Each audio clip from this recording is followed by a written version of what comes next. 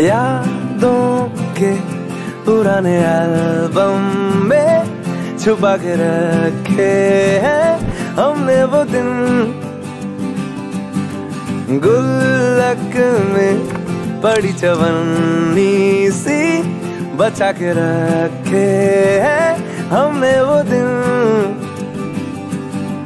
ना किसी मंजिल की फिक्र थी, जिंदगी जीने की उम्र थी, दोस्ती और दोस्तों से उधार के दिन थे, वो दिन भी क्या दिन थे।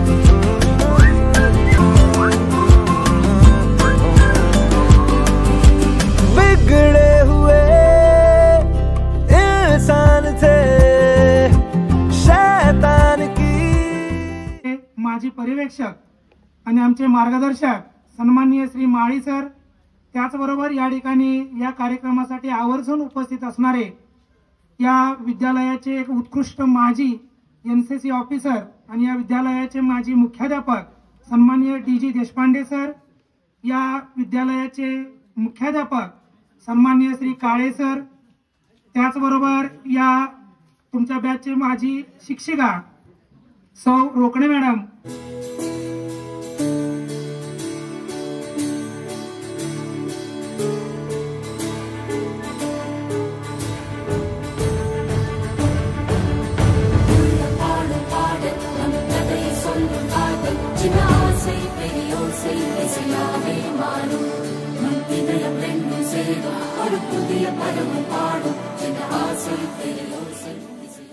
खरंच तुमच्या या 98-99 या बॅचचं विद्यालयाकडून आणि संस्थेकडून खरंच कौतुक आहे। सर्व मान्यवरांचा सत्कार सोहळा या ठिकाणी संपन्न होत आहे। प्रथमतः आपल्या हायर एज्युकेशन सोसायटी शिराळा या संस्थेचे चेअरमन आणि आमचे मार्गदर्शक श्री आरवी हसबनीस सर यांचा सत्कार सोहळा सौ प्रभा माळी, वैष्णवी तांबोळे, सौ मीना पाटील आणि शुभांगी मस्के या माजी विद्यार्थिनींनी या ठिकाणी चेअरमन यांचा सत्कार सोहळा करावा अशी मी त्यांना विनंती करतो।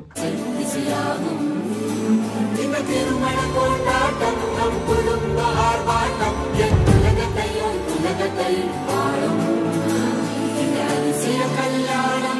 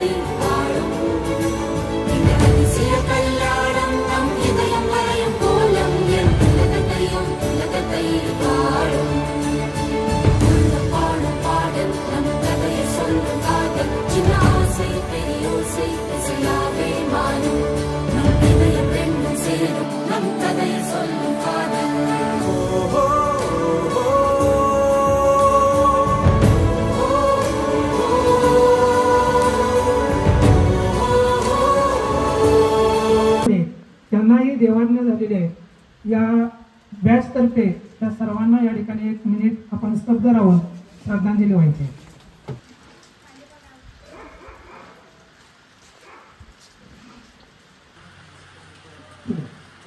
उपस्थित सर्व गुरुजन मान्यवर,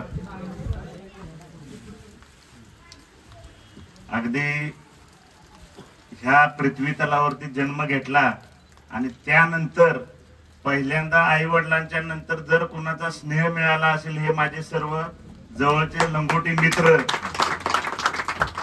या सर्वांचं या ठिकाणी स्वागत.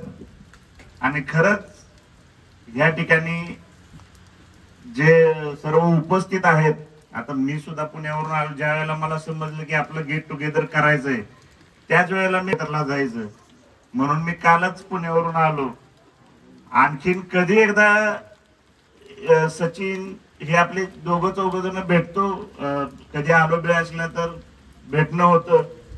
काळे सर कधीतरी जाता येताना दिसतात, पण जे आपण 1999 ला बेळाशूतून आपली बॅच झाल्यानंतर बाहेर पडलो त्यावेळेला जसं आपण एकत्र होतो असं कधी एकत्र आलो नाही. आणि ते येणं कुठंतरी गरजेचं होतं, कारण 1999 नंतर आज 2025 जवळपास ह्या गोष्टीला 25 वर्ष पूर्ण होत आहेत, एवढा झाली. तर ह्या अगोदर म्हणजे मी कॉलेजला असताना, इंजिनिअरिंगला असताना, आमच्या इंजिनिअरिंगची कोल्हापूरला शाळेला असताना तिथली गेट टुगेदर झाली. पण जी ओढ ह्या गेट टुगेदरची मला होती ती कधी ह्याच्या अगोदर त्या गेट टुगेदरला दोन्हीला पण मला कधी जाणवली नव्हती. कारण का, सुरुवात इथून होती. जे काही आपण माणूस म्हणून जन्माला आल्यानंतर जे काही बघितलं, ज्या सवंगड्यांच्या बरोबर राहिलं, त्यांच्या बरोबर तो क्षण परत घालवणं हे खूप गरजेचं होतं. ती संधी मी बऱ्याच वर्ष बघत होतो. आपल्यातली तुकडीतले गणेश सुतार होते, संदीप साळुंके होता, यांच्याही कॉन्टॅक्ट मध्ये मी होतो. ह्यांना भेटलं पाहिजे असं वाटत होतं ना. आज खऱ्या अर्थानं आपण सगळे एकत्र आलोय या ठिकाणी, आज आपण हा सोहळा करतोय. ह्या सगळ्या गोष्टी करत असताना त्याच्या पुढचं पाऊल अजून एक मोठं टाकत आहे. महाराष्ट्र शासनाबरोबर बोलणी चालू आहेत, केंद्र शासनाबरोबर बोलणी चालू आहेत. येत्या 9 जानेवारीला मँचेस्टर युनायटेड किंगडम मध्ये, याच्या अगोदर कधी घडले की नाही माहित नाही, पण मे बी पहिल्यांदा असावं, मँचेस्टर मध्ये आम्ही 9 जानेवारीला छत्रपती शिवाजी महाराजांच्या चित्रांचं, परत त्यावेळेला जी सरदार घराणी होती त्या सरदार घराण्याने जे अवजारं वापरली, तलवार असेल, विविध जी शस्त्र वापरली, त्या शस्त्रांचं प्रदर्शन करण्याचा आम्ही प्रयत्न करतोय. ते यशस्वी करणारच. सध्या आम्हाला परवानगी मिळालेली आहे ती फक्त शिवाजी महाराजांच्या, त्यांचे जे सरदार होते त्यांच्या चित्रांचं प्रदर्शन करण्याची परवानगी मिळाली. पण अजून UK मधून आम्हाला जो शस्त्र इथून नेण्याचा परवाना पाहिजे तो अजून आलेला नाही. त्यासाठी आम्ही प्रयत्न करतोय आणि करत राहू. ही जी एनर्जी आहे सोडून समाजासाठी करत राहणं, ही ऊर्जा अंगामध्ये भरली, ह्या लोकांनी भरली. ह्या लोकांना आपण विसरू शकत नाही, विसरता येणार नाही. आणि त्यांना कुठेतरी भेटलं पाहिजे, त्यांना कुठेतरी त्यांच्या टच मध्ये राहिलं पाहिजे, म्हणजे आपण रिचार्ज होत राहू. आपण चार्जिंग आपलं नेहमी चालू राहिलं पाहिजे. आणि ते चार्जिंग खरं म्हणजे DG देशपांडे सर आहेत स्टेजवर, त्यावेळेला अजूनही तेवढा त्यांच्यामध्ये जो रग म्हणतो तो आहे. आणि त्यावेळेला त्यांचा जो रग, ज्या वेळेला मी सर खरं सांगतो, आपला कोरोना आला त्यावेळेला राजगडवरती आम्ही काम करत होतो. कोरोना आला म्हणून सगळे घरात बसले होते. आम्ही 15 दिवस राजगडवरती एक बुरुज ढासळलेला होतो त्याचं काम करत होतो. 15 दिवस आम्ही वरती किल्ल्यावरती जे हाताने करल भात वगैरे ते करून आम्ही खाऊन करत होतो. पण ते करत असताना जो DG देशपांडे सरांचा चेहरा समोर यायचा, कुठलंही काम करताना जे मागणं जी एनर्जी दिली जाते. आणि माझे सहकारी, खरं तर इतक्या वर्षांनी पुन्हा शाळेमध्ये येऊन खूप आनंद झालाय मला. आणि म्हणजे असं वाटलं नव्हतं की 1999ला 10वी झाल्यानंतर पुन्हा इतक्या वर्षांनी भेटतोय, तर खरंच तेवढं म्हणजे अटॅचमेंट असेल का, माझ्याशी कोणी बोलेल का असं मला वाटत होतं. पण तसं काही फील नाही आला, असं वाटतच नाहीये की आम्ही इतक्या वर्षांनी भेटतोय. म्हणजे एकदम छान वाटलं. म्हणजे माझी शाळा, मला हा डोंगर खूप आवडायचा लहानपणापासून. आम्ही मांगरूळच्या मंदिरात पण बऱ्याचदा जायचो, ते पण पुन्हा एकदा अनुभवायला मिळालं. आणि सगळ्यात महत्वाचं जे शाळेत शिकले म्हणाल तर मी पण टीचिंग मध्येच आहे, म्हणजे अकॅडमिक्स मध्येच आहे. तर जसे आपल्याला आपले शिक्षक शिकवायचे, म्हणजे धनंजय देशपांडे सरांनी इंग्लिश शिकवायला सुरू केलं 5वी मध्ये, ते पुढे 9वी 10वी पर्यंत काळे सरांनी कंटिन्यू केलं. AR कुलकर्णी सरांनी मॅथमॅटिक्स शिकवलं. पण ते जे तेव्हा शिकवलेले काही रूल्स असतील किंवा ते सूत्र कशी लक्षात ठेवायची, गणिताचे कॅल्क्युलेशन कसे करायचे, ह्या गोष्टी जेव्हा मी आता माझ्या मुलाला शिकवते ना, तेव्हा असं वाटतं की हा खरंच त्या सरांनी खूप छान शिकवले, जेणेकरून मी माझ्या मुलाला देऊ शकते. आणि कुठेतरी नानांचं पण थोडं डेडिकेशन आलंय म्हणा किंवा काय, कारण मी अकॅडमिक्स मध्ये आहे. जेव्हा पासआउट झालेली मुलं मला फोन करतात किंवा काही प्रॉब्लेम आहे मॅडम, असं असं XYZ प्रॉब्लेम आहे, आणि ते शेअर करतात, तेव्हा असं वाटतं की आपण फक्त पाट्या टाकायची कामं नाही करत आहे कॉलेजमध्ये जाऊन, तर कुठेतरी मुलांसोबत स्टुडंट सोबत पण बॉन्डिंग होत आहे. आणि काहीतरी म्हणजे अदर दॅन सॅलरी घेणं अगेन्स्ट टीचिंग, ते सोडून पण आपण कुठेतरी काहीतरी देतोय मुलांना, भले 1% का असे ना, पण त्याच्या अगेन्स्ट मग मुलं आपल्याशी बॉन्डिंग करतायत, त्याचं एक खूप छान वाटतं. पण हा खरा संस्कार जो आहे तो मला इथूनच मिळाला, कारण सगळं माझं जन्म म्हणा किंवा लग्नापर्यंत सगळा जो काही असेल वेळ तो इथूनच झालेला आहे. त्याचा बेस हाच आहे. कारण सांगलीत मी शिकले, परत गरा पुरोहित कन्या प्रशालेमध्ये 11वी 12वी झालं, आणि Appasaheb Binale college of pharmacy मधून मी डिग्री आणि PG दोन्ही केलं फार्माकोलॉजी सब्जेक्ट. सध्या मी मराठवाडा मित्रमंडळ कॉलेज ऑफ फार्मसी पुणेमध्ये फार्माकोलॉजी डिपार्टमेंटमध्ये असिस्टंट प्रोफेसर म्हणून काम करत आहे, आणि 2018 पासून तिथे आहे. त्याच्या अगोदर 4-5 वर्ष थोडं हेल्थ इश्यूमुळे मी घरीच होते, पण जे काही डेडिकेशन मला मिळालं या शाळेकडून तेच मी पुढे कंटिन्यू करायचा प्रयत्न करते. आणि सगळ्यांना तुम्हाला भेटून मी एक्स्ट्रीमली सॉरी म्हणते, कारण मला नावानिशी चेहरा नाही आठवत आहे फ्रँकली स्पीकिंग, कारण हा चेहरा आठवते पण ह्या चेहऱ्याचं नाव हेच हे काही नाही आठवते किंवा ते मॅच होत नाही, त्यामुळे सॉरी त्याच्यासाठी. पण सगळे चेहरे लक्षात आहेत किंवा रिकॉल होत आहेत हळूहळू, एवढं नक्कीच सांगू शकते. थँक्यू मनापासून पुन्हा एकदा इथे बोलवल्याबद्दल. मी काही फार नाही वेळ घेणार तुमचा. सगळ्यात प्रथम म्हणजे मी हा कार्यक्रम जेव्हा ठरला जून महिन्यात, साधारणतः आपल्या ग्रुपवरती ही चर्चा सुरू झाली होती की अशा प्रकारचं गेट टुगेदर आपल्याला घ्यायचं आहे. तर माझी इच्छा होती खूप की वारणा प्रसादमध्ये 1999ला जेव्हा मी पासआउटून बाहेर पडलो, तेव्हा परत कधी जेव्हा आपल्याला संधी मिळेल तेव्हा वारणा प्रसादला निश्चितपणे यायचं परत, आणि ही संधी काही मी सोडणार नव्हतं. साधारणतः जुलै ऑगस्ट पासून माझ्या डोक्यात बोलतोय इथं आल्यानंतर काय बोलायचं. दररोज मी कागदावरती असं समोर घेतो, लिहितो, काय आठवणी आहेत माझ्या ते मी काय शेअर करीन तुमच्या बरोबर, ते मी सारखं म्हणजे मनाशी ठरवत असतो. पण आज अगदी खरं सांगतो, जेव्हा मी पहिल्यांदा इथे आलो तेव्हा तो जो कागद माझ्या खिशात होता ना, तो मी चुरवळा करून फेकून दिला. मला वाटलं काही गरज नाही ते करायची. इथं तुमच्या समोर आल्यानंतर कितीतरी आठवणी परत त्या माझ्या डोक्यात येणार आहेत आणि त्या मी तुमच्या बरोबर शेअर करणार आहे. शैलेंद्र शिंदे यानं फार जोरदार बॅटिंग केली आणि त्याच्यानंतर प्रभानी पण बऱ्याचशा काय काय आठवणी सांगितलेल्या आहेत. तर मी जास्त फार तुम्हाला म्हणजे बाकी नाही सांगत बसणार. मला काही गमतीदार आठवणी आहेत या शाळेतल्या, त्या मला तुमच्या बरोबर शेअर करायच्या. म्हणजे त्या आदरणीय आपले जे गुरुजन बसलेले आहेत त्या सगळ्यांशी निगडीत आहेत आणि काही आमच्या विद्यार्थ्यांच्या गमती जमती. तर सर्वप्रथम मी इथं 8वीला पहिल्यांदा या शाळेत प्रवेश केला. म्हणजे बाकी जे माझे वर्ग मित्र आहेत, वर्गमैत्रिणी आहेत, ते इथं 5वी पासून होते. मी या शाळेत दाखल झालो ते 8वी मध्ये दाखल झालो. एक पूर्वीचं एक रेप्युटेशन त्या जुन्या शाळेत घेऊन मी तर शाळेत दाखल झालो. आदरणीय AG पाटील सर त्यावेळी पर्यवेक्षक होते. पहिल्यांदा मी जेव्हा माझ्या वडिलांसोबत शाळेत आलो तेव्हा मी पाटील सरांना भेटलो. ते सगळं ऍडमिशनची प्रोसेस वगैरे ते सगळं पूर्ण झालं. त्यानंतर मी 8वी अ मध्ये मला टाकण्यात आलं. आता माझे पहिलेच वर्ग शिक्षक होते आदरणीय PM पाटील सर, जे आता आज आपल्यात नाही आहेत. आज सर असते तर खरंच सरांशी बोलायला, ते दिवस आठवायला मजा आली असती. तर PM पाटील सरांची खूप आठवण आहे माझ्या मनात आता. अतिशय छान असं मनोगत या ठिकाणी तुम्ही सर्वांनी व्यक्त केलं. यानंतर या कार्यक्रमासाठी उपस्थित आपल्या हिंदी विषयाच्या अध्यापिका सौ रोकडे मॅडम यांना मी विनंती करतो की त्यांनी आपल्याला मार्गदर्शन करावं. म्हणजे तुम्हाला ऐकू येतोय माझा आवाज.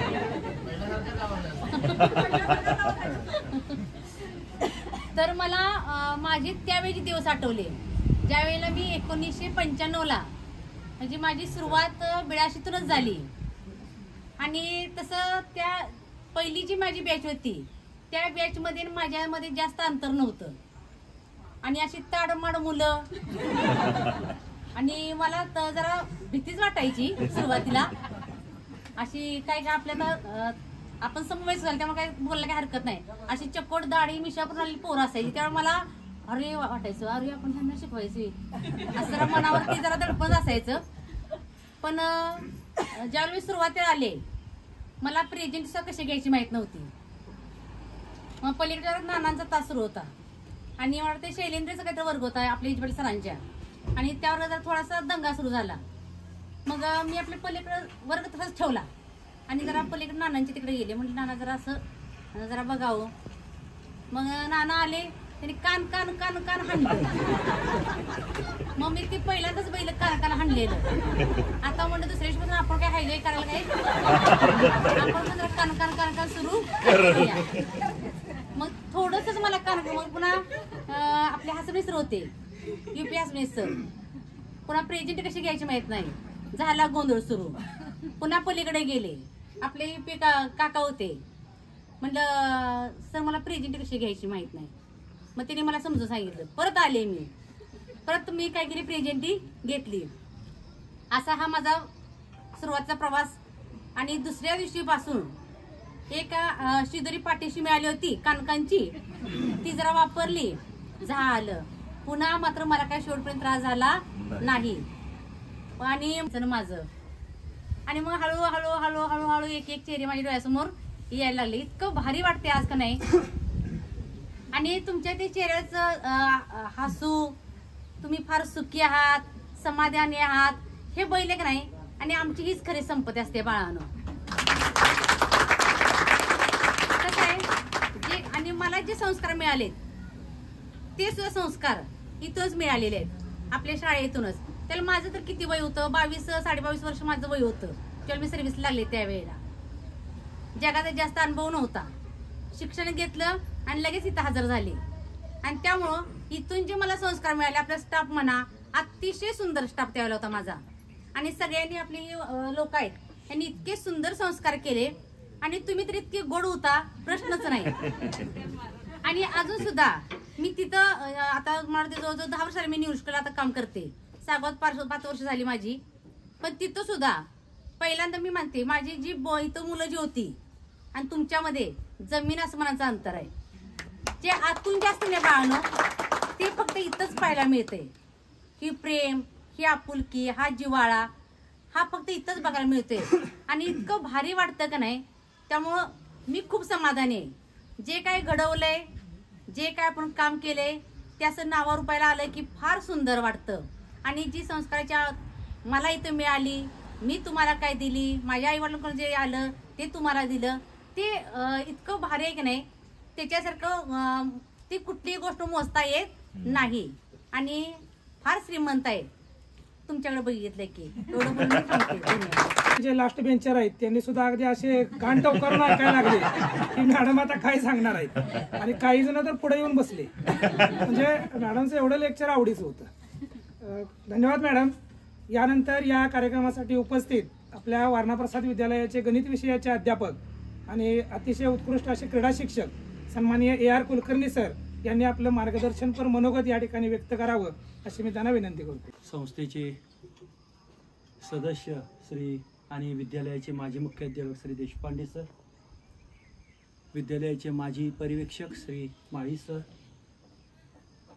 आत्ताचे विद्यालयाचे मुख्याध्यापक श्री काळे सर, त्यानंतर माझे staff member Shri Waghmare sir, Rokade madam आणि नवीन आत्ताच माझे विद्यार्थी आणि आत्ताचा staff member Ajit Parit sir आणि शिक्षकेतर कर्मचारी सन्माननीय श्री दिनकर परीट आणि उपस्थित सर्व तुम्ही आवडत्या विद्यार्थी आणि विद्यार्थिनी.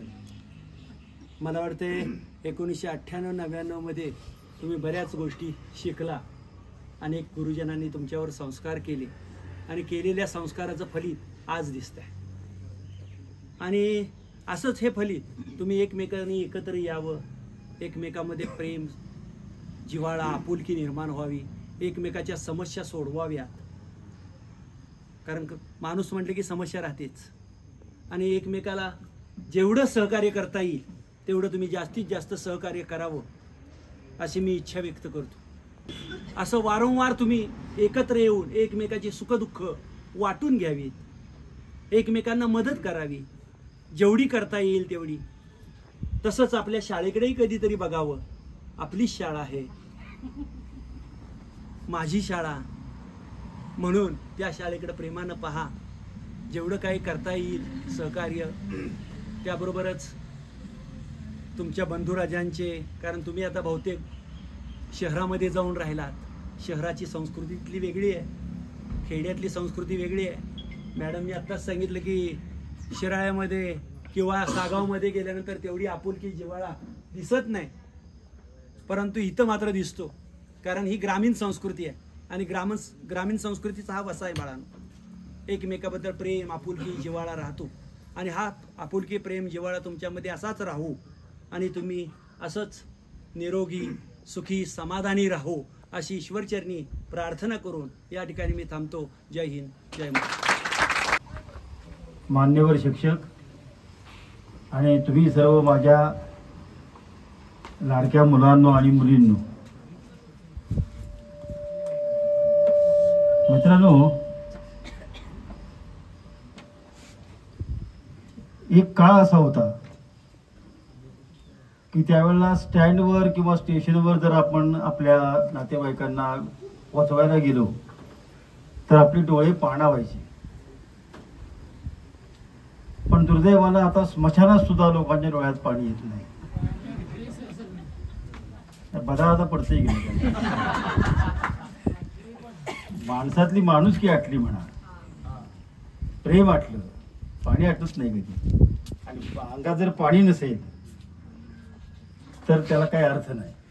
अंगात दम पाहिजे, पण सारखा दम लागला की बेकार आहे. म्हणून गेल्या 25-26 वर्षानंतर तुमचं आम्हाला दर्शन झालेलं आहे आणि आम्हाला आणि तुम्हालाही आमचं झालेलं आहे. योग फार चांगला आहे. तुमच्या सगळ्यांच्याकडे बघितल्यानंतर एक मला मनस्वी असा आनंद झालाय. तुम्ही फक्त शरीरानं वाढलेले नाहीये, तुम्ही बुद्धीनं आणि विचारानंही वाढलेले आहात. हे तुमच्या बोलण्यातनं मला जाणवलं. कारण वय वाढणं हे नैसर्गिक क्रिया आहे, त्याला काय फार मोठी बुद्धी लागत नाही, ते वाढतच जातं. तुम्ही नाही म्हणता तरी ते वाढणारच आहे. परंतु विचारांची खोली, भावनांची खोली वाढणं हे फार महत्वाचं आहे. ती तुमच्यामध्ये मला दिसून येते. या वारणा प्रसादचं एक वैशिष्ट्य आहे. आम्ही या शाळेचे विद्यार्थीच आहोत. या डोंगरावरनंच आम्ही रोज येऊन जाऊन केलेलं आहे, 5वी ते 10वी. त्यामुळे शाळेविषयी आम्हाला स्वतःला एक फार मोठी अटॅचमेंट आहे आणि ती भावनिक आहे. नशीब असं आहे तुमच्यासारखंच की या शाळेमध्ये शिकलो, या शाळेमध्ये NCCचा कॅडेट होतो, त्याचा CHM झालो, याच ग्राउंडवरती परत खांद्यावरती स्टार आले, NCC ऑफिसर झालो, या शाळेमध्ये पर्यवेक्षक झालो, मुख्याध्यापक झालो. अरे आणखीन काय पाहिजे. परमेश्वरानं भरपूर चांगलं दिलं आणि संस्थेनं आमच्यावरती प्रचंड विश्वास टाकला आणि या संस्थेमध्ये आम्हाला काम करायची संधी मिळाली. हे आमचं भाग्य आहे. आणि म्हणून ह्या शाळेतल्या मुलांच्या विषयी, मुलींच्या विषयी आमच्या मनामध्ये जे प्रचंड प्रेम असण्याचं ते मूळ कारण आहे. कारण जसं तुम्हाला वाटतं ही शाळा माझी आहे, तसं मला सुद्धा वाटतं ही शाळा माझी आहे. आणि म्हणून आम्ही शिकवत असताना जो परिणाम व्हायचा तो त्याचा मूळ व्हायचा परिणाम, की जसं या डोंगरी भागामध्ये अनेक अडचणीवरती मात करत कारण छत्री आम्ही घेऊन आलेलो आम्हाला आठवत नाही, अंगावरती पोताच आहे, पोतेची खोळ करून आम्ही कारण चिंतोबाच्या आमच्या या खडीला वाऱ्यामुळे छत्री टिकणं शक्यच नाही आणि तेव्हा पाऊस पण प्रचंड होता. आता त्या मनानं काहीच नाही. आणि ह्या सगळ्या अडचणी किंवा मुलांची एकूण सगळी परिस्थिती, ते फडकं म्हणजे आमचं भाकरीचा डबा म्हणजे आमचं फडकं, फडक्याला ते फडक्यातनं गुंडाळूनच भाकरी आणायची, अशी त्यावेळी असणारी ती सगळी परिस्थिती. परंतु त्यामध्ये आम्ही जेव्हा दुपारच्या वेळेला जेव्हा ती फडकं सोडत असू तेव्हा आम्ही एकमेकाला देत असू. देण्याची भावना ही त्यावेळेला आमच्या आईवडिलांचे संस्कार आमच्यावर झाले. परंतु दुर्दैवानं आज आईवडील असं करतायत की एकटा खा, कोणाला देऊ नको, असं बारीक सूचना देऊन त्याला पाठवलं जाते. ही काही जी शोकांतिका निर्माण झालेली आहे, म्हणजे देण्याची भावना नाहीच आहे. देणं कसं, आपला हात असा कधी झालाच नाही, आपला हात कायम असाच राहिला. म्हणजे मला द्या हा थांबतच नाही. तुम्ही सगळे एवढे शिकलेले आहात, आता जाणकार आहात, तुम्हाला सगळ्या परिस्थितीची कल्पना आहे. 25 वर्षापूर्वी असणारी परिस्थिती आणि आत्ताचा असणारा समाज यामध्ये प्रचंड मोठा फरक पडलेला आहे. हे विज्ञानाचं युग आहे, तंत्रज्ञानाचं युग आहे, संगणकाचं युग आहे. आता सगळं हे सोशल मीडियामुळं सगळं इतकी दुनिया इतकी जवळ आलेली आहे. पण माणसं मात्र लांब गेली. माणसं कशी लांब गेलीत तर प्रत्येक जण आज कुणी कुणाशी बोलत नाही. प्रत्येक जण मोबाईल हातात घेऊन बसलेला आहे, त्यामध्ये मान खाली घालून. आणि मोबाईल हा एवढा आता हल्लीच्या काळामध्ये जरी त्याची अत्यंत आवश्यकता आहे, परंतु त्याचा वापर कसा आणि किती करावा याला काही मर्यादा राहिली नाही, ही शोकांतिका आहे. म्हणजे ज्या गोष्टी सोयीसाठी आहेत त्या गोष्टी आता गैरसोय व्हायला लागली. एक काल परवाचा किस्सा आठवला. 15 ऑगस्ट आपण काल परवा साजरा केला. आता हा देश स्वतंत्र कसा झाला त्यासाठी कुणी कुणी योगदान दिलं, कोणी गोळ्या झेलल्या, कोण फासावर गेलं, कोण तुरुंगात गेलं, ज्यानं त्यानं आपापल्या परीनं काम केलंय देशाकरता. पण एक चुटका एक असा ऐकायला मिळाला, ते तुम्हाला सांगतो. की एक माहेरवाशीन आपल्या माहेरी गेली. जातात ना मुली आपल्या माहेरी, तशी ती गेली रक्षाबंधनला. रक्षाबंधन झालं 4-5 दिवस काही ती आली नाही किंवा तिला आणली नाही तिच्या नवऱ्यानं. म्हणून तिनं नवऱ्याला फोन केला, अहो आता रक्षाबंधन होऊन 4-5 दिवस झाले, मला न्यायला कधी येणार? तर तो म्हटलं की काही अजून तशी काही गरज नाही, तू अजून तिकडे 4-5 दिवस राहा, 15 ऑगस्ट पर्यंत सुट्टी आहे मला, मी पुढेकडे निवांत, तू तिकडे निवांत, जरा आज जरा निवांत. ती म्हणली की 15 ऑगस्टला देश स्वतंत्र झालाय, तुम्ही नाही. तुम्ही आपली माया ताब्यात आहे, तेव्हा तसं ते नाही आहे. तर मित्रांनो, आपण सगळे स्वतंत्र आहोत, पण स्वतंत्र याचा अर्थ स्वैर वागणं हा असा होत नाही. आणि ते स्वैर वागता कामा नये, तरच आपलं आयुष्य आपण पुढं कंठणार आहोत चांगल्या प्रकारे. आज तुम्ही जे एवढ्या तर्फेनं किंवा एकत्र तुम्ही सगळे जमलेले आहात आणि तुम्हाला आम्हाला समाधान वाटतं की तुम्हाला आम्हाला बघावं वाटलं, त्याचं आम्हाला समाधान आहे. कारण शिक्षक आल्यानंतर तोंड फिरवणारी मुलं बरीच आम्ही बघितलेली आहेत, किंवा मला बघितल्यानंतर बरीचशी मुलं मुतारी फिरणारी मी बघितलेली आहेत. तर तसं तुमच्याजवळ नाही आहे. तुम्हाला आम्हाला भेटावं वाटलं म्हणून तुम्ही दोघी-तिघींनी फोन केले, सर तुम्ही आलं पाहिजे, तुम्ही कशा आहात, तुमची तब्येत कशी आहे. म्हणजे हा जो जिव्हाळा आहे त्या विचारण्या पाठीमागचा तो फार महत्वाचा आहे. हल्ली कोण कुणाला विचारते हो? हल्ली कोण कुणाला विचारत नाही, कुणाकडे वेळ नाही. माणसं म्हणतात की मला वेळ नाही, करतो काय कोणाच तो, फक्त म्हणतो वेळ नाही असं होऊच शकत नाही. जर तुम्हाला जर काम करायची मनापासून इच्छा असेल तर वेळ हा मिळतोच. एवढी मोठी रात 12 तास आपण झोपूनच करतोय की वेळ नाही, कसा वेळ आहे, फक्त त्या वेळेचा उपयोग कसा करायचा हे आपलं ठरलं पाहिजे. आणि जिथं आपलं वेळेचं गणित चुकलं की आयुष्याचं गणित चुकतं.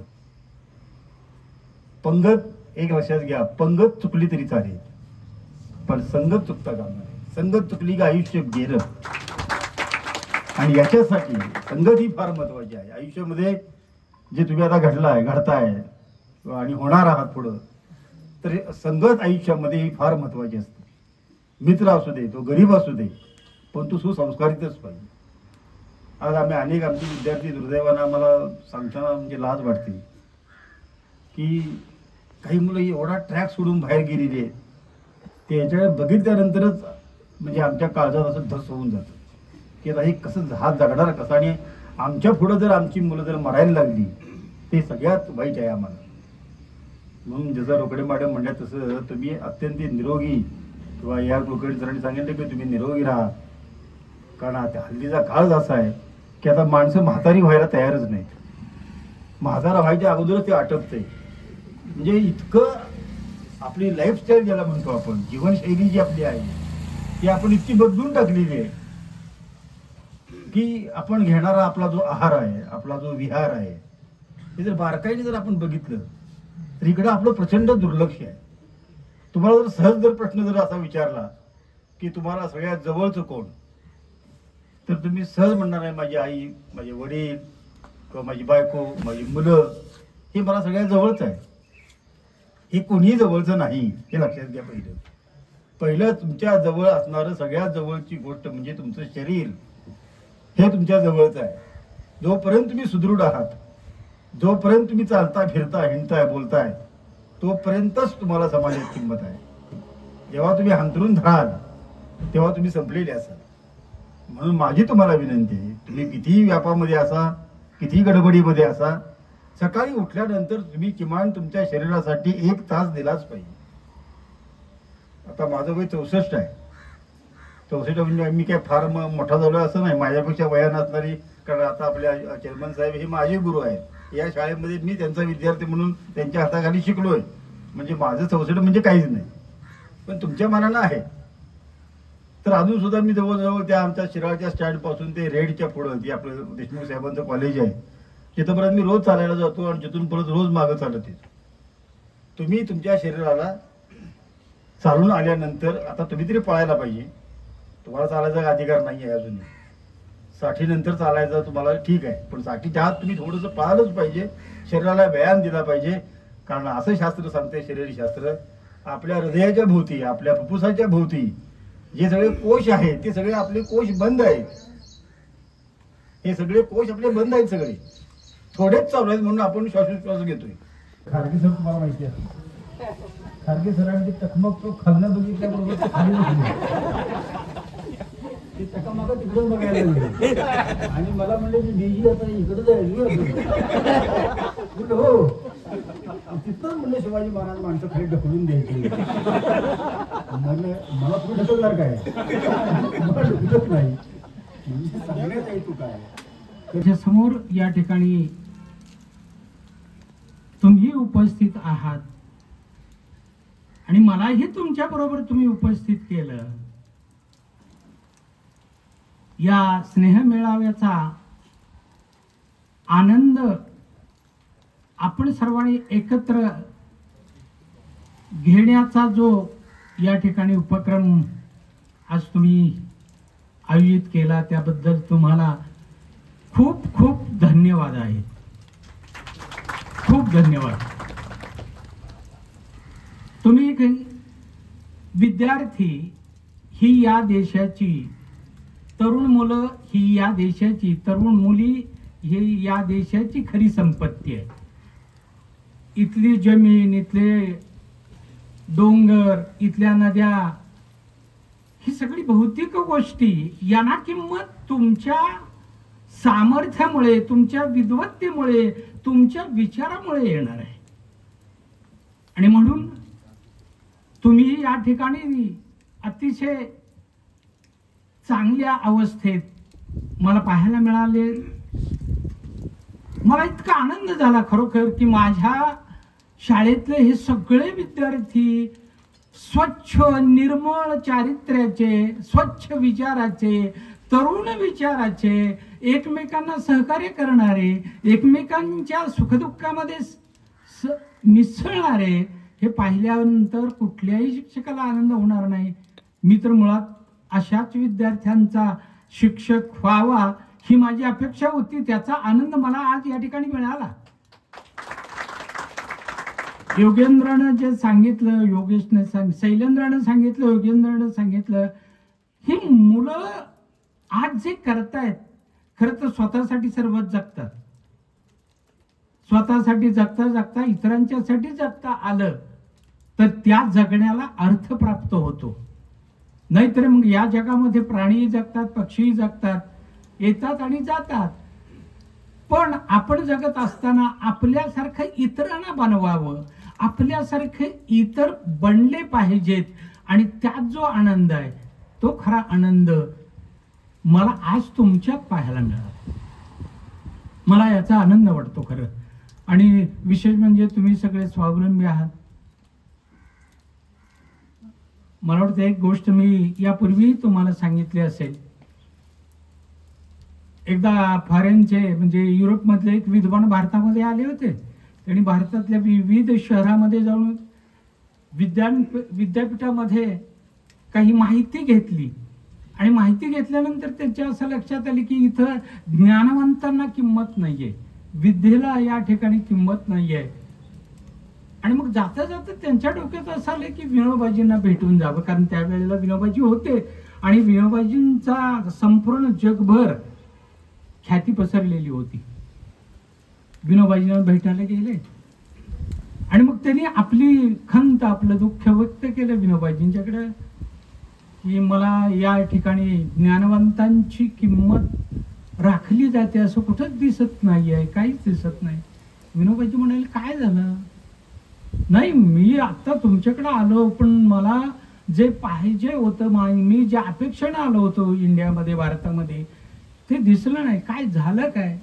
मी माझ्याकडे एवढ्या डिग्री आहेत, PhD आहेत, अनेक विषयांचा त्या ठिकाणी मी अभ्यास केलेला आहे, पण कुणीही कुठल्याही विद्यापीठामध्ये मला तुमच्या म्हणजे माझ्या ज्ञानाबद्दल विचारलं नाही.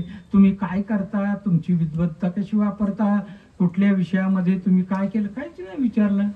बरं म्हणले, ठीक आहे. विनोबा म्हणले नसेल विचारलं तर काय, आमची संस्कृती जशी आहे त्या पद्धतीनं. बरं, त्यावेळेला फारसा आपल्याकडे शिक्षणाचा प्रसारही झालेला नव्हता. विनोबाजी म्हणले मी तुम्हाला एक 2-3 प्रश्न विचारतो, माझी उत्तरं द्या. म्हणजे ठीक आहे म्हटले. तुम्ही इथली विद्यापीठ पाहिली, इथली विद्वान पाहिले,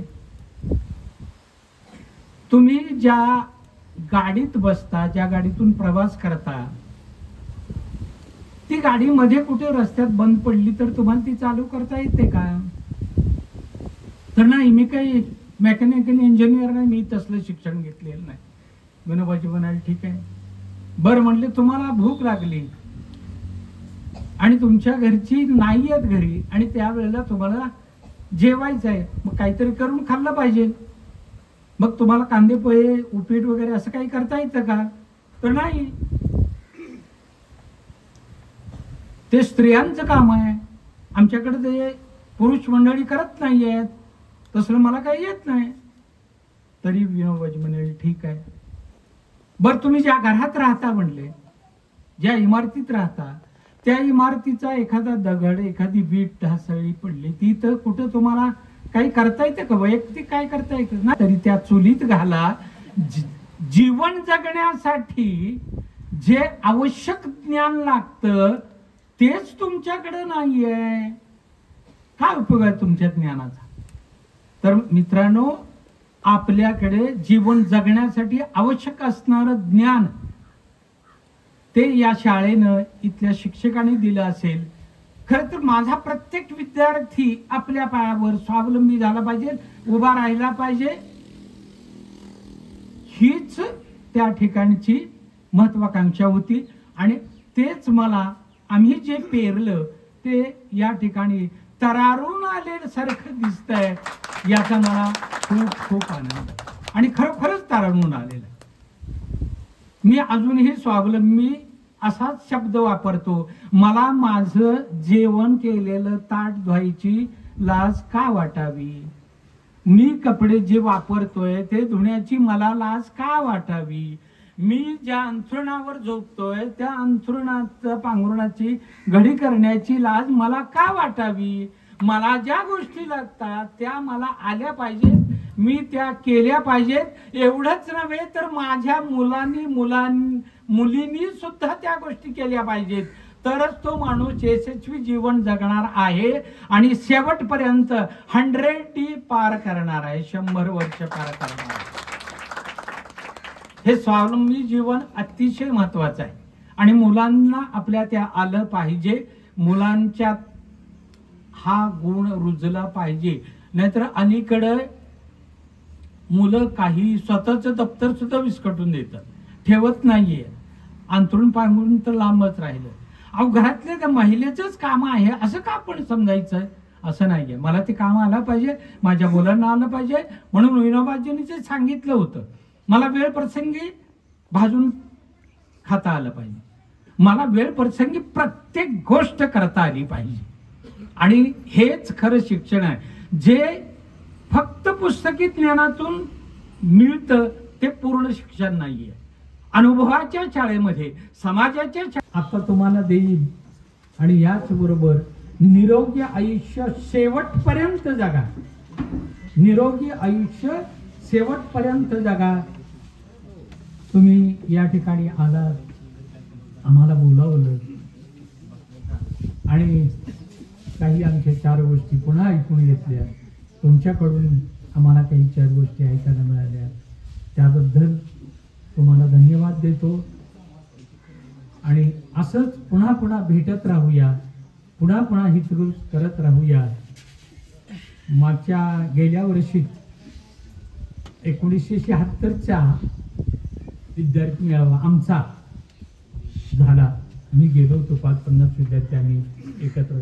खूप आनंद. त्यावेळेचे विद्यार्थी 76 साल म्हणजे 50 वर्षापूर्वीचे आम्ही एकत्र आलो. खूप खूप आनंद झाला. तसाच आनंद पुन्हा एकदा आता वारंवार होतो. पण आज विशेष म्हणजे तुम्ही ही हलगी आणली, तो डीजे आणला, ही पेटे वगैरे, हे खरोखरच म्हणजे अतिशय उत्साहवर्धक अशा पद्धतीचा हा गेट टुगेदरचा तुम्ही हा कार्यक्रम घडवून आणला. त्याबद्दल तुम्हाला धन्यवाद द्यावेत तेवढे थोडे आहे. पुन्हा एकदा तुम्हा सर्वांचे आभार मानतो. निरोगी जीवन जगा, आयुष्यात यशस्वी व्हा, स्वतःसाठी समाजासाठी खूप काही जिथं जिथं करता येईल तिथं तिथं करा. माणसं उभी करा. वाडे बंगले हे उभे करण्यापेक्षा माणसं उभी करा. तुमच्या हयातीनंतर सुद्धा तुम्ही त्यांच्या रूपाने उभे असाल असं मी समजतो. धन्यवाद. धन्यवाद. त्यांनी आमच्यावर फुलं उधळली म्हणजे लग्नात सुद्धा उधळली नव्हती. सार्थक झालं आमचं. बाकी काय सार्थक झालं. फोटो काढताना काही मुली म्हणू ना का महिला म्हणू, बसताना उठताना पाय दुखत होते. म्हणजे संसारामध्ये आता थोड्याशा त्या रममान झालेल्या. संसाराचा तो एक नियम आहे. पाय दुखतात आपले, माणूस रमून जातो. पण त्या रमण्यामध्ये परत शाळेची आठवण येणं हा एक चांगला योग आहे. तुम्ही खरोखर चांगल्या पद्धतीनं आजचा कार्यक्रम तुम्ही छान अगदी म्हणजे साजरा करताय. याबद्दल खूप खूप खूप खूप छान वाटतंय. बऱ्याचदा आरोग्यावर आता निघालो. देशपांडे सर सुद्धा सांगत होते की आरोग्य चांगलं ठेवा. मी माझा एक अनुभव तुम्हाला सांगतो. मी आरळ्याला असताना, खरं म्हणजे माझं कसं झालंय तुम्हाला मी सांगतो की सगळ्या शाखांमधून फिरणारा मीच आहे. पहिल्यांदा वारणा प्रसाद विद्यालय बिळाशी 12 वर्ष, पुन्हा आरळा 5 वर्ष, पुन्हा न्यू इंग्लिश स्कूल 12 वर्ष, कन्याशाळा 5 वर्ष, आणि आता हा राऊंड पूर्ण होतोय इथं. म्हणजे हा एक चांगला योग आहे. आणि हा मला आवडलेला आहे योग की सांगता आपण आता इथं करतोय. आरळ्यामध्ये असताना आमचे पर्यवेक्षक होते तिथं व्ही पाटील सर. त्यांच्या घरामध्ये मला स्ट्रोक आला. स्ट्रोक म्हणजे काय हात वाकडा झाला, बोलणं बंद झालं. आणि रात्रीची त्यावेळेला पाऊस धो धो धो धो धो धो पडत होता. निम्मा भाग गेला म्हणजे निम्मा मी मेलोच म्हणा थोडक्यात. पुन्हा त्यांनी गाडीत घातलं आणि शिराळ्यात आणलं. हा बाबा होता तिथं. त्यांनी त्या गाडीतनं वाकून बघितलं. मला काही बोलता येत नव्हतं. हात वाकडा झालेला होता, तोंड गेलेलं होतं. आणि काय आहे का जिवंत असं त्यांनी प्रश्न विचारला बहुतेक. मला कळत होतं काहीतरी चाललंय यांचं, पण मला तिथनं यांनी सोडायलाच तयार नव्हते. मी हालचाल पण फार करत होतो असं त्यांचं नंतर मला त्यांनी सांगितलेलं आहे. मला काही कळत नव्हतं आणि मग त्यांनी सांगलीला नेऊन मला ऍडमिट केलं. तिथं मग ट्रीटमेंट चालू झाली रात्री आणि 4-5 तिथं ट्रीटमेंट चालू असताना पण हा बाबा होताच तिथं. तिथपर्यंत ते आलेले होते माझ्याबरोबर. तिथं ते फोटो वगैरे काढतात, तिथं नेताना त्यांनी प्रश्न पण विचारला, तो पण मला चांगला आठवतोय. हा हे जगते की नाही म्हणले.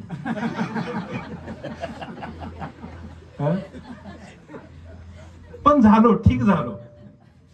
ठीक झाल्यावर 3 महिने मी रजा काढली होती आणि सगळे विचार येत होते आपल्या मनामध्ये.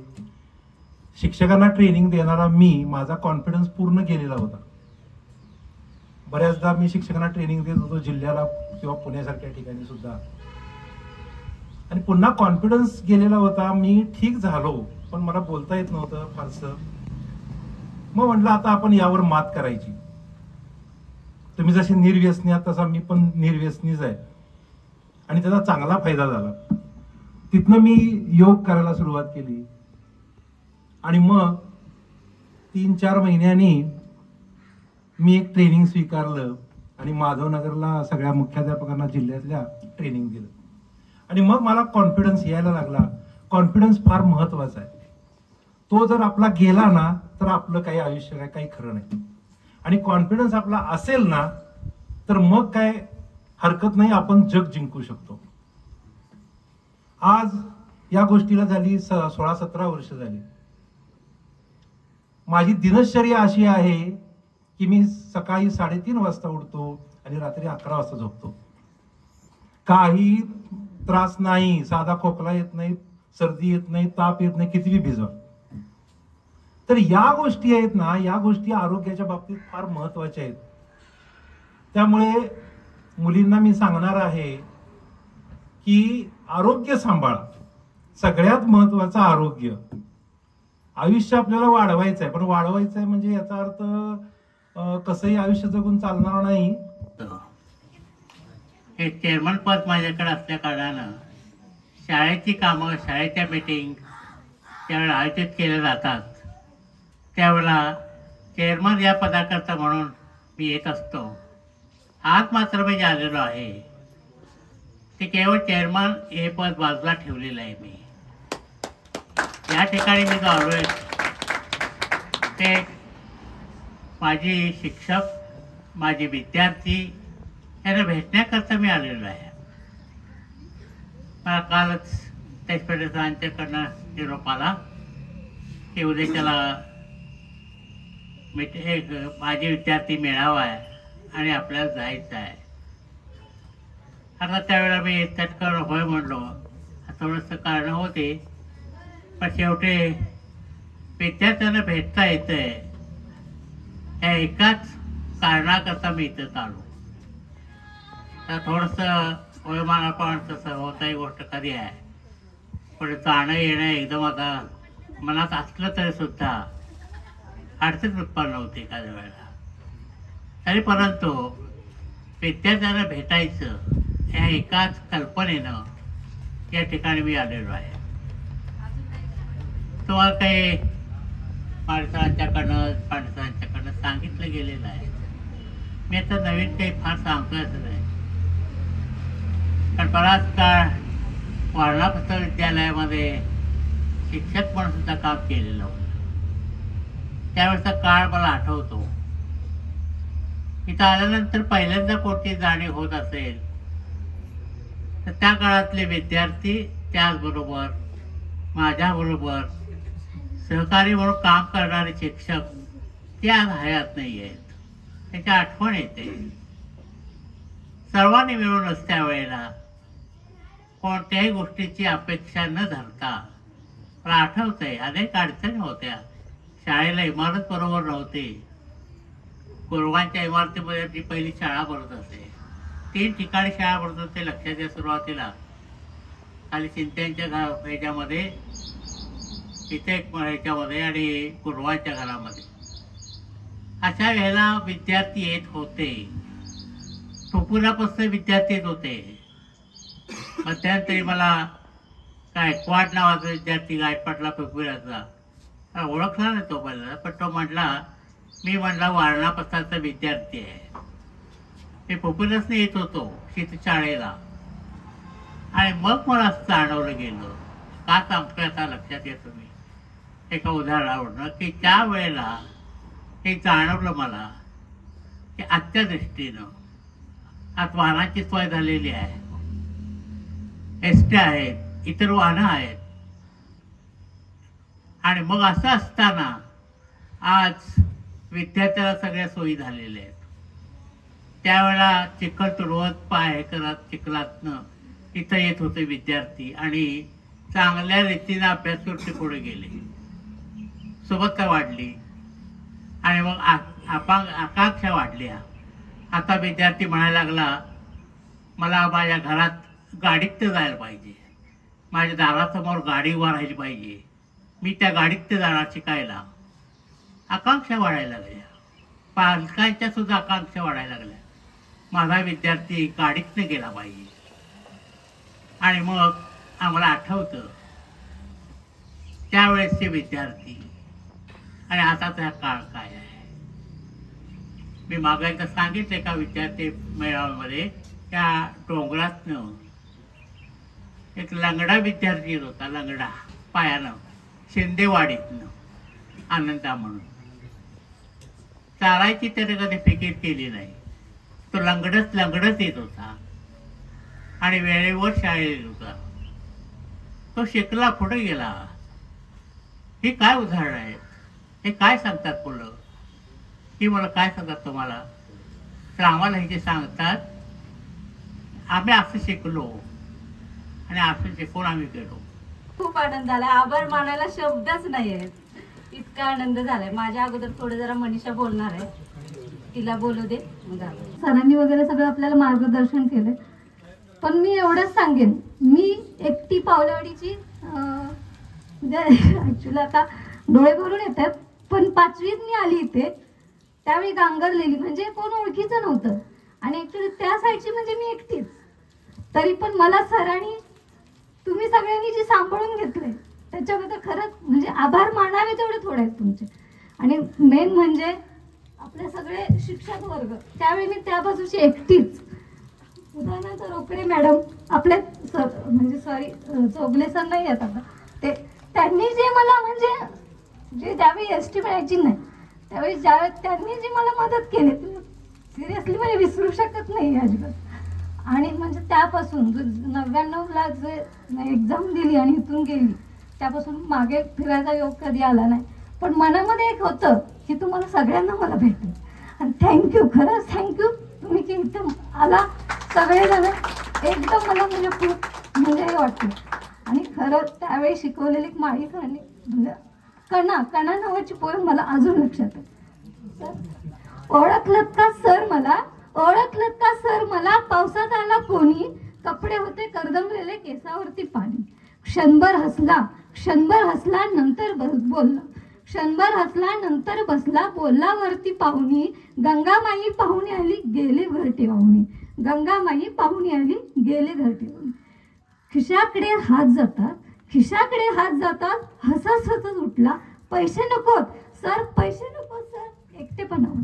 मोडून पडला संसार तरी मोडला नाही कणा, फक्त पाठीवरती तुम्ही हात ठेवून फक्त लढवणा, पाठीवरती हात ठेवून फक्त लढवणा, एवढीच माझी अपेक्षा, बाकी काहीच नाही. आणि शेवटी माझ्या मुलगीने 4 लाईनी लिहिल्या, मी तुमच्यासाठी फक्त सांगते की माझ्या मुलीचा पण मला सपोर्ट आहे की मम्मी तू जा सगळ्यांना भेट, बस 4 फक्त लाईनी शेवटच्या. सॉरी. कुछ ऐसा हुआ था और आखिर मिल भी गया, कुछ ऐसा हुआ था आखिर मिल भी गया, आज फिर तेरी याद बहुत आई थी यार, सीरियसली आज तुम्हारी सबकी याद बहुत आई थी यार. लेकिन सॉरी यार, मला म्हणजे हे होत नाहीये. ना किसी से मिलेंगे ना फिर ऐसे फिक्र थी तभी, ना किसी से कभी मिलेंगे ऐसे फिक्र थी तभी, जिंदगी जीने की उमंग थी तभी, जिंदगी जीने की उमंग थी तभी, दोस्तों और दोस्तों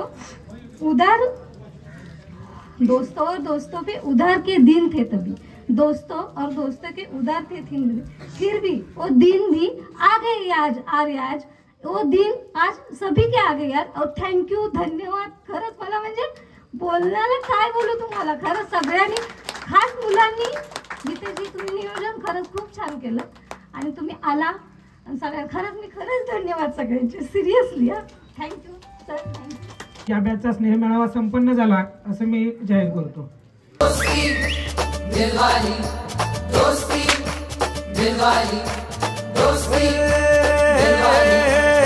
सगून घेर तू जिंदगीला यार, टेन्शनला जोरात फुंकर मार.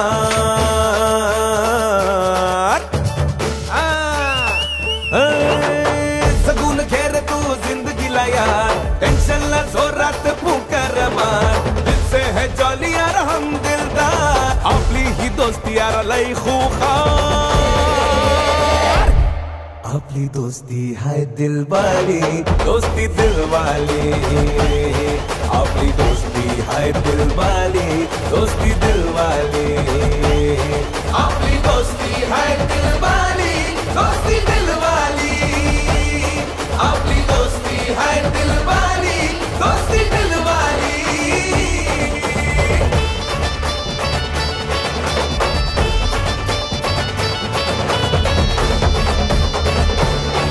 और एक कप चाय की प्याली, यारी लाइफ टाइम है हमारी.